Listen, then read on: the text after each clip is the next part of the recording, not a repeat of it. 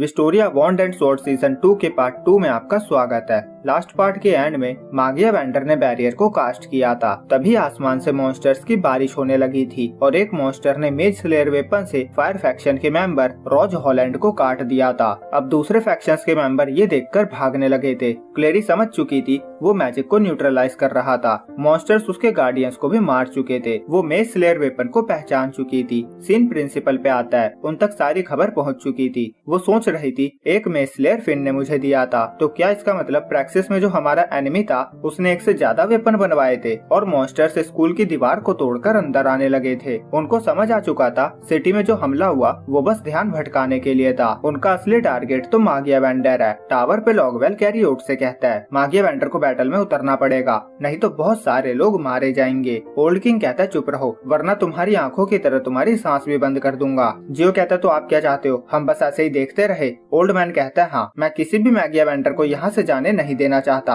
अगर तुम में से कोई भी मारा गया तो बैरियर कमजोर हो जाएगा और सेलेस्टियल होस्ट आ जाएंगे और पूरी दुनिया राख में बदल जाएगी। दूसरी तरफ मास्क वाला बंदा कहता है लगता है मागिया वेंडर डर रहे हैं, उनमें बाहर आने की हिम्मत नहीं है। सीन सिटी पे शिफ्ट होता है। एक मेज स्लेयर वाला मॉन्स्टर माँ बेटी को मारने वाला था। आयरिस मैजिक से उस पे हमला करती है पर उस पे कोई असर नहीं होता। तभी विल आकर मॉन्स्टर का हाथ काट देता है और एक के बाद एक मॉन्स्टर्स को मारने लगता है। आयरिस समझ चुकी थी इस संकट से हमें बस विल ही बचा सकता है, पर मॉन्स्टर बहुत ज्यादा ही हैं, तो किसी को तो उसकी हेल्प करनी ही होगी। तभी ओल्ड किंग आयरिस को अथॉरिटी देता है कि वो डुवॉर्फ्स और मेजिस को एक साथ करके इस वॉर को अंजाम दे। आयरिस ऑर्डर को फॉलो करती है। वो डुवॉर्फ्स के ऊपर फाइट करने के बैन को हटा देती है और एक साथ मिलकर मॉन्स्टर पे हमला करने का ऑर्डर देती है। वॉकनर बार में जाता है और विल के डुवॉर्फ्स दोस्तों से हेल्प मांगता है और वो सब विल की मदद करने के लिए उनकी हेल्प करने का फैसला लेते हैं। एडवर्ड मेजिस से कहता है मेज स्लेयर वालों को डुवॉर्फ संभालेंगे, तुम बिना वेपन वाले मॉन्स्टर्स को संभालो। वो स्टूडेंट्स को भी बैटल ज्वाइन करने का ऑर्डर देता है, चाहे वो मॉन्स्टर्स को स्लो करने का काम ही क्यों ना कर पाए, क्योंकि आम लोगों को बचाना सबसे ज्यादा जरूरी है। पर स्टूडेंट्स घबरा रहे थे क्योंकि हाई लेवल मेजिस भी मारे जा रहे थे, तो वो मॉन्स्टर से कैसे ही डील कर पाएंगे। दूसरी तरफ लिहाना, कॉलेट और शियोन सब मॉन्स्टर से लड़ रहे थे, पर उनका कोई भी मैजिक काम नहीं कर रहा था। उन्हें लगने लगा था वो कुछ भी नहीं कर पाएंगे, उन्हें डुवॉर्फ्स के आने का वेट करना पड़ेगा। पर शियोन कहता है ऐसा नहीं है। वो बताता है जब भी मॉन्स्टर किसी स्पेल को नलिफाई करता है वो 1 सेकंड के लिए स्लो हो जाते हैं, जिसका मतलब है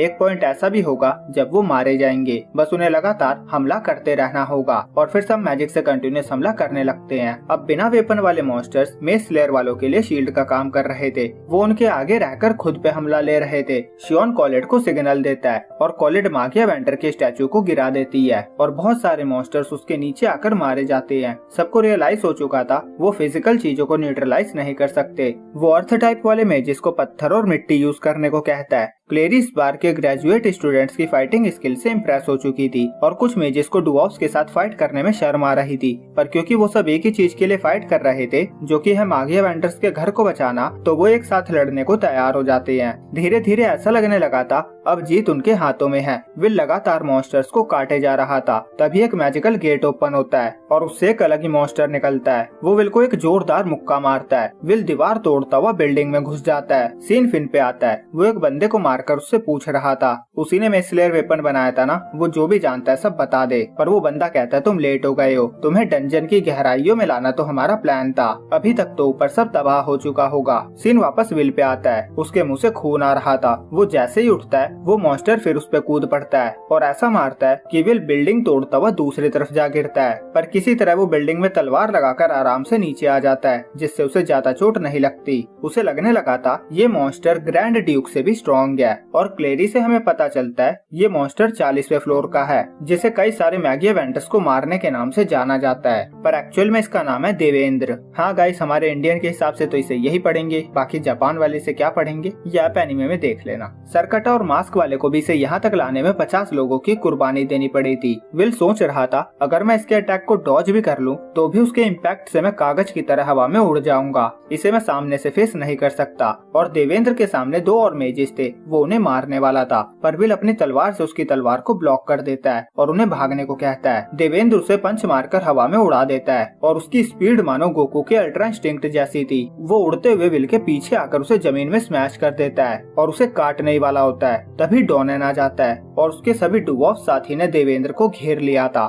सबका प्लान था डुवॉर्फ्स मेज स्लेयर वेपन को तबाह करेंगे और बाकी का काम मेजेस संभाल लेंगे। पर एनिमी का प्लान कुछ ज्यादा ही अच्छा था। एक्चुअली में सब कुछ उनके प्लान के अकॉर्डिंग ही हो रहा था। देवेंद्र अपने कोर को बाहर निकालता है और दूसरे मॉन्स्टर्स को अब्सॉर्ब करने लगता है, जिससे वो और ज्यादा स्ट्रॉन्ग होते जा रहा था। डुवर्स उसे रोकने की कोशिश करते हैं, पर उनकी कोशिश भी फेल हो जाती है। विल समझ चुका था ना ही कोई मेज इसका सामना कर सकता है, ना ही कोई डुवर्स। उसके पास बस एक ही ऑप्शन था, और वो था उसकी तलवार के साथ मैजिक को जोड़ना, जो उसने 11th फ्लोर पे किया था। तभी रोस्टी चिल्लाता है। वो मैजिक से विल पे हमला करता है और उसे तलवार से मैजिक को अब्सॉर्ब करने को कहता है, पर देवेंद्र रोस्टी के हाथ को काट देता है। विल उसे मारने आता है, पर देवेंद्र लात मारकर उसे उड़ा देता है और उसके पीछे चले जाता है। रोस्टी को जैसे ही टाइम मिलता है, वो किकी को कॉलेट को बुलाने भेजता है। वो उसे प्रॉमिस करता है वो विल को कुछ नहीं होने देगा। किकी ये सुनकर चली जाती है। दूसरी तरफ विल को समझ आ चुका था उसकी आज तक की सारी मेहनत बेकार थी। आखिर में है तो वो एक नो टैलेंट। उसकी नॉलेज, गुस्सा,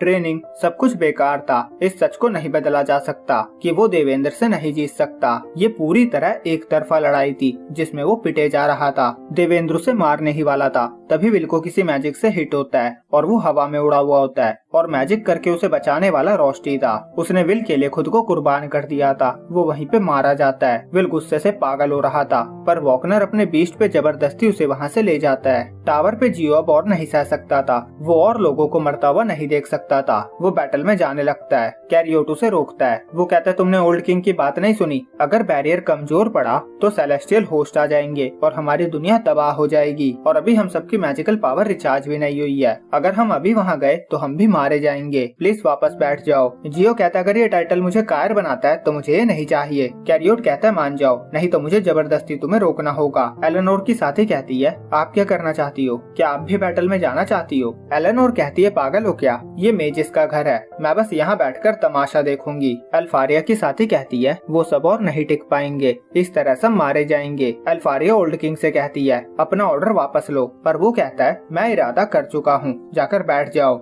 अल्फारिया कहते हैं ठीक है, तो मुझे जिनकी परवाह मैं उन्हें बचाने जा रही हूँ। मैं विल को बचाऊंगी। अगर किसी ने मुझे रोकने की कोशिश की तो मैं उसे मार दूंगी। सीन विल की तरफ आता है। वॉकनर मन में कहता है देवेंद्र ने हमारे सभी फ्रंट लाइन सोल्जर्स को मार दिया है, हमारी आखिरी उम्मीद बस विल है। और विल खुद को कोस रहा था क्योंकि वो मैजिक यूज नहीं कर सकता, इसीलिए वो किसी को बचा भी नहीं सका। सब उसकी गलती है। वो वॉकनर से कहता है आखिर मैं मैजिक यूज क्यों नहीं कर सकता? वॉकनर उसे खुद को संभालने को कहते हैं। तभी उनके सामने आता है मास्क वाला बंदा। वो कहता है ये लड़का हमारे लिए मेजिस और डुवर्फ्स दोनों से ही ज्यादा बड़ी मुसीबत खड़ी कर सकता है, इसीलिए मैं खुद इसका सफाया करूंगा। वो मैजिक से बहुत सारी तलवार से दोनों पे हमला करता है। सीन कॉलेट पे शिफ्ट होता है। कीकी उसके पास आती है। उसके फेस पे खून लगा हुआ था। कॉलेट पहचान जाती है कि वो कीकी का खून नहीं था। वो ये भी पहचान जाती है कि वो विल का भी नहीं था। वो समझ जाती है जरूर ये रोस्टी का होगा, पर अगर वो खतरे में है तो विल कैसा होगा। वो कीकी को उसे विल तक ले जाने को कहती है। शियोन भी उसके पीछे जाता है और सर कटा देवेंद्र को टावर की तरफ भेजता है। क्लेरी को पता था वो मागिया वेंडर को मारने जा रहा है। वो उसे रोकने के लिए हमला करती है। देवेंद्र क्लेरी पे बहुत सारे जवाबी हमले करता है जो उसे हिट भी हो जाते हैं,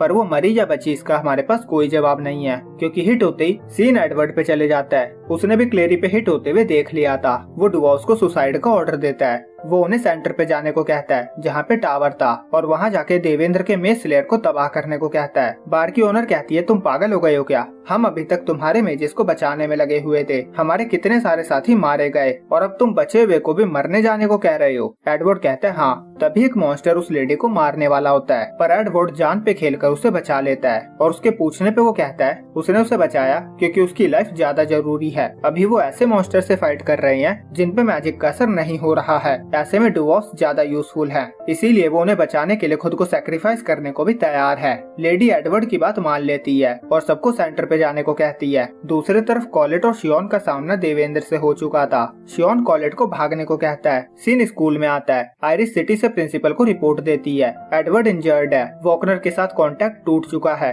हमारी फोर्सेस खत्म हो चुकी है। डुवर्फ्स की मदद से हमने बहुत सारे मेज स्लेयर्स को मार दिया है, पर देवेंद्र को रोकना नामुमकिन है। हमें और हेल्प की जरूरत है। तभी वहाँ फिन आता है और आयरिस से किसी तलवार के बारे में पूछता है। सीन विल पे आता है। वॉकनर का बीस्ट गिरा हुआ था, विल भी गिरा हुआ था। वो पूछता है हम कहाँ हैं? वॉकनर कहता है हम क्रैश हो गए थे, अभी हम वेस्टर्न सिटी में हैं। मैं तुम्हें बचाने के सिवा और कुछ नहीं कर सका। और वॉकनर के चेस्ट पे बहुत बड़ा होल हो चुका था। और यहीं पे ये पार्ट एंड होता है। तो जल्दी से गाइस लाइक और सब्सक्राइब कर दो। लास्ट पार्ट में बहुत ही कम लाइक्स थे। जितना ज्यादा आप सपोर्ट दिखाओगे उतनी ही जल्दी अगला पार्ट आएगा और ज्यादा लॉन्ग वीडियो आएगी। तो प्लीज लाइक और कमेंट करके वीडियो की रीच को बढ़ाएं।